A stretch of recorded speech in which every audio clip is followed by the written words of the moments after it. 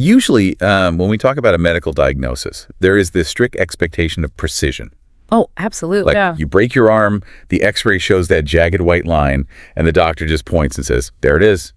There is the structural failure. Yeah, it's undeniable. Right, but when it comes to our finances, I mean, there's no x-ray machine. We're just sort of followed around by this murky, amorphous cloud of numbers and bills and anxiety, which is incredibly overwhelming. It really is. So that's why today we are tearing down that cloud. We're doing a deep dive into a source text called The Architect's Blueprint for Wealth and Budgeting, and we're going to map out the exact mechanics of moving from, financial panic to a completely automated, hands-off wealth system. And the brilliance of this text, I think, lies in how it completely strips away all that intimidating financial jargon. It basically treats wealth building purely as a structural engineering problem. Yeah. It provides a literal blueprint, one designed to engineer a system that just runs in the background of your life. And I want to make it clear right up front, this deep dive is completely tailored to you, the listener. It really does not matter if you are currently trying to dig your way out of crushing credit card debt, or if you're just trying to build an emergency fund so you can survive, like an unexpected car repair. Or even if you're looking decades down the road and planning for retirement. Exactly. The mechanical approach in this text applies across the board because the underlying math of money and honestly, the realities of behavioral psychology, they don't change based on your tax bracket. Right. The rules of structural integrity apply whether you are building a one-story house or a massive skyscraper. Okay, let's unpack this, starting with step 1 of the blueprint. Because before we can even begin to talk about growing wealth, we have to talk about capturing it. Capturing it, yes. That is the hurdle for most people. And the text argues for this massive cognitive shift here. Most people look at their money in the past tense, don't they? Oh, for sure. You get to the end of the month, you open your credit card app, and you're just like, wait, where did my money go? Yes. But this blueprint demands that we shift to the future tense. Right. It replaces retrospective guilt with proactive design. The source calls this zero-based budgeting. Which sounds intense, but it's actually pretty logical. It is. The fundamental premise is just that you don't simply track money as it flows out of your life. You give every single dollar a highly specific job before the month even begins. I always think of this like, kind of like assigning seats at a massive wedding reception. Oh, I like that analogy. Right. Because if you just open the doors and let 200 guests wander into a ballroom without a seating chart, you are guaranteeing absolute chaos. Uncle Bob is definitely claiming the head table. Exactly. People are dragging chairs across the dance floor. Half the guests can't even find a spot. But if every single person has a physical name tag and a designated table before those doors open, the friction just disappears. The event flows perfectly. Yeah, that makes a lot of sense. And with zero-based budgeting, every single dollar of your net take-home pay is basically a guest. It requires an assigned seat before the month starts. Because unassigned dollars are the ones that just wander around your financial life causing havoc. I mean, they turn into those impulse purchases at the checkout counter. Or those ghost subscriptions you completely forgot to cancel. Yes. So to construct that seating chart, the blueprint pairs zero-based budgeting with a structural framework, and that is the 50-30-20 rule. And you made a really crucial distinction a second ago by specifying net take-home pay. Oh, right, because people mess that up a lot. It is a massive failure point in budgeting. People calculate their percentages against a gross salary. Right, like I make $80,000 a year. Exactly. But if your offer letter says you make $80,000, you are not budgeting against $80,000. You have to build the blueprint solely on the capital that actually clears taxes and payroll deductions and physically hits your checking account. Okay, so looking at that net income, the text allocates a maximum of 50% of it to the needs bucket. And it defines this really strictly, right? Like rent or a mortgage, basic groceries, utilities, minimum debt payments, and essential transportation to actually get you to the job that pays you. Yeah. It is the absolute bare minimum capital required to maintain your physical shelter, your caloric intake, and your ability to generate future income. Okay, I actually have to jump in here and push back on behalf of the listener because capping needs at 50% feels almost tone deaf in the current macroeconomic climate. I get that. I completely get that. Right, because we are looking at a landscape where housing alone often consumes 40% to 50% of a person's take-home pay, especially if you live in a major metro area. Add in inflation at the grocery store, and sticking to 50% feels less like a rule and more like, I don't know, a mathematical pipe dream. And that pushback is entirely justified. I mean, for a massive portion of the population right now, simply keeping the lights on will breach that 50% threshold. So what does the blueprint say about that? Well, the text actually anticipates this by framing the 50-30-20 rule as a diagnostic baseline rather than, a rigid cage that you're locked in. Okay. The immediate goal of this step isn't to perfectly hit the percentages on your very first attempt. The goal is the act of categorization itself. When you map out your expenses and discover your needs are consuming 75% of your income, well, the blueprint has done its job. Oh, I see. It acts as an X-ray. Exactly. It isolates the structural failure. Yeah. You now have empirical data proving that you cannot budget your way out of the problem with just minor lifestyle tweaks. You are forced to confront the reality that you must either radically downsize your living situation or, on the flip side, aggressively increase your income stream. Yeah, it totally eliminates the illusion that skipping a few lattes will fix a structural housing cost crisis. Right. It forces you to deal with reality. Okay, so if your needs are stabilized, we look at the 30% bucket, which is allocated for wants. So dining out, entertainment, hobbies. The fun stuff. The fun stuff, yeah. But the text enforces a pretty brutal boundary here. When the money assigned to the wants table runs out, spending stops completely. Yeah, you do not get to borrow chairs from the needs table. And you certainly do not get to borrow chairs from future months by swiping credit cards. No more musical chairs. Right. It forces an intentionality that most consumers actively try to avoid. But, merely categorizing your money and setting boundaries, that doesn't actually prevent you from breaking those boundaries when temptation hits. No, it doesn't. And that is the biggest trap. Which brings us to the most vital component of the blueprint, the 20% bucket designated for wealth building. So this is the capital allocated for savings, investments, and accelerated debt payoff beyond those minimums. And setting the intention to save 20% is easy. Anyone can write that down. The point of failure is human behavioral psychology. We just get in our own way. We really do. We suffer from immense present bias. Our brains are evolutionarily wired to prioritize immediate gratification and immediate survival over abstract long-term planning. Because tomorrow isn't guaranteed to our lizard brains. Exactly. Relying on sheer willpower to consistently manually transfer 20% of your income into an investment account month after month, it's a losing strategy. Willpower suffers from decision fatigue. Here's where it gets really interesting. Because the blueprint completely bypasses this evolutionary flaw. Yep. It explicitly assumes your willpower will fail. It expects it to fail. Yeah. So the mandated implementation rule for this 20% wealth building bucket is total automation. The philosophy is, pay yourself first, but applied mechanically. Right. So the instant your paycheck hits your account, before you even have the chance to log in on your phone and look at the balance, a predetermined automation script transfers that 20% into your investment or savings vehicles. It's just gone. It's gone.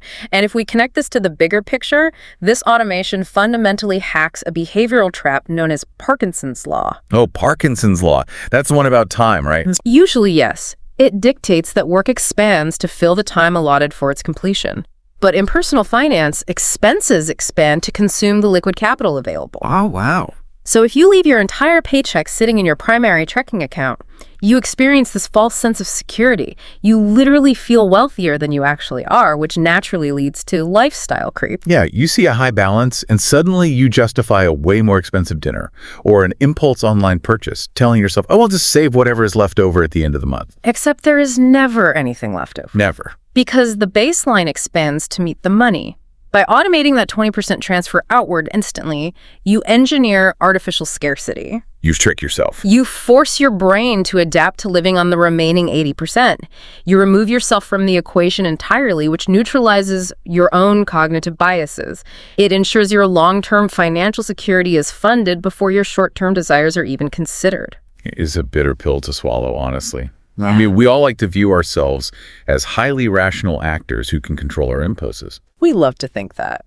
But this blueprint essentially demands we treat ourselves as unreliable narrators of our own financial lives. Which we are. We really are. So, assuming we implement this artificial scarcity and we are automatically capturing this 20% in their month, let's say the listener has cleared their high-interest consumer debt and they fully funded their emergency runway. We have to transition from merely hoarding capital to actually multiplying it. Right, the growth phase. Exactly. Where does that automated 20% actually go? So the source text transitions here from budgeting mechanics to market mechanics. And it advocates almost exclusively for index funds or exchange-traded funds as the ultimate vehicle for long-term growth. And I feel like the financial industry thrives on making investing sound incredibly opaque, mostly just to justify high management fees. Absolutely. They want it to sound like magic. Right. But an index fund simply tracks a predetermined basket of assets. The classic example in the text is the S&P 500, which literally just holds the 500 largest publicly traded companies in the United States, weighted by their market capitalization. Yeah, and what's fascinating here is how the text frames the philosophy of indexing, because it advocates for a completely hands-off, mechanically passive strategy, and it positions this as mathematically superior to active stock picking. Which goes against everything we see in movies about Wall Street. Totally.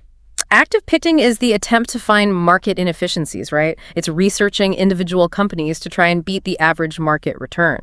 Indexing abandons that goal entirely. The strategy is simply to buy the entire haystack rather than endlessly searching for the needle. It feels counterintuitive to ambitious people, I think. We're taught in almost every other area of life that if you work harder, do more research, and outsmart the competition, you achieve better results. So to accept average market returns feels like settling. Yeah, exactly. But it only feels counterintuitive until you examine the friction inherent in active trading. When a professional manager actively trades stocks, they incur trading costs, they create tax drag through short-term capital gains by constantly turning over the portfolio. Oh, right, all those hidden costs. And they suffer from emotional biases, often buying high during market mania and panic selling during corrections. The index fund simply holds the market. Because it is market cap weighted, it acts as this beautiful self-cleansing algorithm. Wait, self-cleansing, how does that work? Well, if a company fails, its valuation drops, and it naturally just falls out of the top 500. It is replaced by a rising company. The index automatically corrects itself without human emotion or expensive analysis. Okay, I have to ask a clarifying question here just to make sure we're on the same page. Does buying a tiny piece of the market mean I own a fraction of a share in like everything from tech to retail to healthcare? Yes, exactly. Okay, because that self-cleansing mechanism directly addresses the first of the three foundational pillars the text uses to explain the power of indexing, which is diversification. Right. By holding a microscopic fraction of hundreds of companies across technology, healthcare, real estate, retail, all simultaneously, you convert idiosyncratic risk into systemic risk. Meaning, you eliminate the risk of one single CEO making a terrible decision and wiping out your life savings. Which is huge. It is. The only risk you bear is the broad systemic risk of the overall global economy contracting. And historically, the trajectory of human innovation and economic expansion has trended upward over long time horizons. The second pillar, however, is where the math really crystallizes why active management fails. The text emphasizes low expense ratios. The silent killer of wealth. Yeah. When you hire an active manager or buy a mutual fund, you pay management fees, often ranging from like 0.5% to 1.5% of your total assets annually. Because you are paying for their high-priced research analysts, their trading floor operations, and just their corporate overhead. Index funds, conversely, are run by algorithms replicating a list. The overhead is virtually non-existent, which leads to expense ratios as low as 0.03%. So what does this all mean? Let's use an analogy to visualize the math here. Imagine your investment portfolio is this massive bucket catching rainwater. Okay, I'm picturing it. The rain falling from the sky is the market's natural return. Now, an active management fee of 1.5% sounds negligible on paper. It sounds like a tiny leak at the bottom of the bucket. Just a few drops. Right. But in the context of investing, you aren't just losing 1.5% of the water currently in the bucket. Because of how compounding works, you are losing the water that the lost water would have attracted over the next 30 years. And that compounding drag is devastating. If you run the projections on a portfolio growing over 3 decades, a 1.5% annual fee does not simply reduce your final balance by 1.5%. Not even close. Because it constantly degrades your compounding base, that fee can consume 30% to 40% of your potential lifetime wealth. Which is wild. It's hundreds of thousands of dollars completely siphoned off to pay for a manager who statistically will underperform the basic index anyway. By utilizing ultra-low fee index funds, you permanently plug the leak in the bucket. Which allows the bucket to overflow, bringing us to the third and final pillar, compound growth. The most powerful force in finance. Yeah. The text highlights that holding these index funds long-term isn't just about the share price going up. It is about dividend reinvestment. As these massive corporations generate profits, they distribute a portion of those profits back to shareholders as dividends. And if your system is fully automated, exactly as the blueprint dictates, those cash dividends are immediately utilized to purchase fractional shares of the index fund. You literally aren't doing anything. The algorithm just buys more of the market for you. And those newly purchased fractional shares, well, they will generate their own dividends in the next quarter, which are then used to buy even more shares. That creates a mathematical snowball. Exactly. And the first few years, the snowball is small, you barely notice the growth. But over decades of reinvestment, the mass of the snowball grows exponentially. Eventually, the earnings generated by your reinvested dividends completely dwarf the original capital you contributed. The structural elegance of this blueprint is really striking when you put it all together. I mean, we have moved from a place of intense financial anxiety, staring at bank statements in the past tense, to a proactive, future-facing framework. We've given every dollar an assigned seat. Right. We've bypassed our own behavioral flaws by engineering artificial scarcity through automation. And we've directed that captured capital into a self-cleansing, low-fee algorithm that mathematically guarantees compound growth over time. It transforms wealth building from this stressful daily cognitive burden into a mechanical background process. The system just does the heavy lifting. So to make this abstract blueprint concrete for you, the listener, the source text actually concludes with 3 highly specific diagnostic questions. Right, the tailoring part. Yes, to actually execute the system in your own life, you need to articulate the answers to these. First, what country and currency are you operating in? The underlying math of compounding is universal, sure, but the specific tax-advantaged accounts and the exact index fund tickers available to you are dictated entirely by your jurisdiction. That's step 1. Second, what is your exact approximate monthly take-home income? You cannot build a 5D30-20 seating chart based on gross salary guesses. You must calculate the exact net capital flowing into your accounts to establish accurate boundaries. Finally, what is your primary financial directive right now? Are you currently allocating that automated 20% toward aggressively eliminating a high-interest credit card balance? Are you routing it to a high-yield savings account to build a 6-month runway? Or are you at the stage where that 20% is flowing directly into an S&P 500 index fund for long-term compounding? Because identifying your immediate phase dictates the destination of the automated transfer. And the destination changes as your financial reality evolves, of course. But the mechanism of the automated 20% extraction never stops. Never. So we have dissected the mechanics today, from the behavioral hacks of zero-based budgeting to the compounding drag of investment fees. But I want to leave you with one final thought to process, building on the reality of compound growth. The source text makes it mathematically irrefutable that compounding requires holding assets for decades. It relies on the uninterrupted passage of time. Therefore, the single greatest asset you can possibly bring to the pursuit of building wealth is not a high IQ. No, it's not. It's not an ability to decipher complex financial statements, and it is certainly not a talent for timing the market or picking the next disruptive technology stock. Those attributes are largely irrelevant in this mechanical framework. The ultimate asset is simply patience. The deeply provocative idea embedded in this blueprint is that your ultimate financial success might just come down to having the immense psychological endurance to do absolutely nothing when the market inevitably fluctuates. Which is so hard for people. It is. When a recession hits, when the media is screaming about a crash, when everyone else is emotionally panic selling, you must possess the discipline to let the automation run. Because once the architecture of this blueprint is built, the hardest work you will ever have to do is just getting out of its own way. It demands an extraordinary level of discipline to sit on your hands and trust the structural integrity of the system you built. That is the true test of the blueprint. Well, thank you for joining us on this deep dive. We hope this exploration helps you diagnose the structural leaks in your own finances, engineer your automation, and finally let the math start working in your favor. Until next time,